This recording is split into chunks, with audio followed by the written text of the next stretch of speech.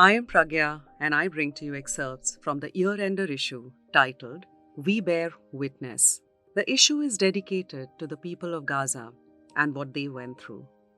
Caught in Crossfire by Altaf Qadri, a photojournalist and visual storyteller. In 2011, I was covering the Libyan revolution for Associated Press, where the Libyan rebels, with the help of NATO forces, fought to overthrow Colonel Gaddafi's government. I crossed into Libya through the Egyptian land port of Salom, the main border point between Egypt and Libya. I spent the first night in Tobruk, a small coastal town in eastern Libya, before heading towards Benghazi. This was one of the best routes for foreign journalists to reach Benghazi, as it was under the control of journalist-friendly rebels. The rebels primarily comprised civilians such as teachers, students, lawyers, businessmen, and oil workers, and a contingent of professional soldiers who had defected from the Libyan army to join the rebels. It was Saturday morning, April 9, 2011, when I, along with other AP journalists, finished our breakfast and were about to leave for the volatile front line between Brega and Ashdabia, some 140 kilometers from Benghazi, where we were based.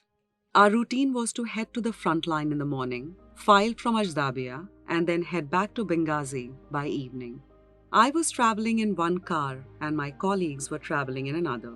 It was a pretty long drive from Benghazi that would take an hour and a half to reach the front line as we drove along the coastal highway, which was dotted with the remains of tanks and other military vehicles. It was around 9 a.m. when we reached the town of Ashdabia, the last Libyan town held by the rebels in the east, some 80 kilometers before the front line. We crossed one of the many checkpoints manned by the rebels on the way to the front line, which was at a gas station and a mosque that marked the halfway point between the Libyan town of Brega and Ashdabia.